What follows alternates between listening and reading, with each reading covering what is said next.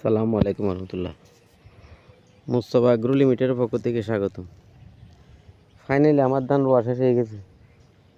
আজকে আপনার 9 তারিখ। প্রত্যেক বছর জুলাইয়ের 31 তারিখের মধ্যে ধান রোপা শেষ হয়ে যায়, কিন্তু এবছর একটু দেরি হয়ে গেছে। কাজের লোক পাই নাই, এর জন্য একটু দেরি হয়েছিল। নিজে তো জানি না, লোকজন দিয়ে করতে হয়। এখন কত হচ্ছে আপনার এখানে ধরেন, এখানে 25 ঘন্টা মতো আছে। এদিকেরটাতে পানি না থাকা, এটা তো রোপণ করা যায়নি খালি। এখন আপনার এই 25 ঘন্টা জমি চাষ করতে 3 জন লোকের 2 দিন লাগছে, মানে 6 জন।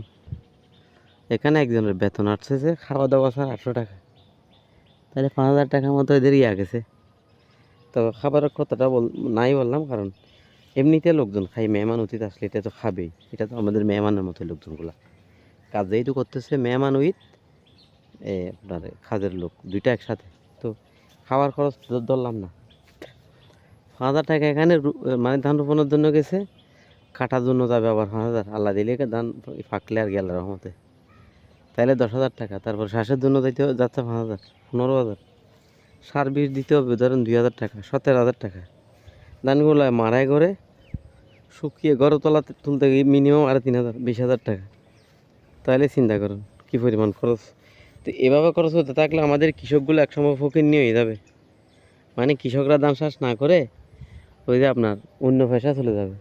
তো এক্ষেত্রে আপনার ধানের দাম বাড়াইতে গেলে সাধারণ মানুষ না খেয়ে মরবে।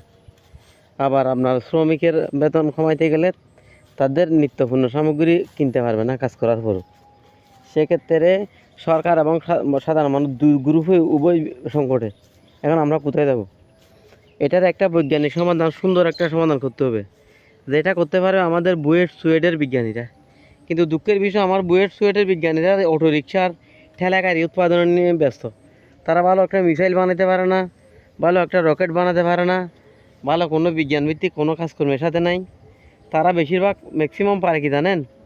ও ক্যাডার হবে, বিসিএস পাস করবে, টিএনউ স্টার্ট হবে, তাদেরকে সবাই সাথ ডাকবে। 95 জন ভালো হলে 5 জনে চুরি করবে। এই হচ্ছে আমাদের দেশের অবস্থা। তাহলে কৃষিখাতটা যদি এইভাবে নষ্ট হয়ে যায়, একসময় পুরোটাই আপনার আমদানি নির্ভর হয়ে পড়বে এই দেশ। তো কৃষিতে যদি আমদানি নির্ভর হয়ে পড়ে, তাহলে আমাদের ডলারগুলো সব শেষ হয়ে যাবে। প্রবাসীরা যে টাকাটা আমাদের জন্য পাঠায়, গার্মেন্টস সেক্টর থেকে যে টাকাটা হয়, ওই ম্যাক্সিমাম টাকায় আপনার ভর্তুক মালামাল কিনতে গিয়ে ফানা হয়ে যাবে। তাহলে আমাদের ডলার শূন্য হয়ে পড়বো আমরা। এই জন্য এগুলা আপনার এই কাজগুলাতে বিজ্ঞানভিত্তিক একটা ব্যবস্থা, মানে সহজ পদ্ধতি বের করে কৃষকরা যাতে বিপদে না পড়ে, সাধারণ মানুষ যারা কেটে খায় কিনে খায়, তারাও যাতে বিপদে না পড়ে, এই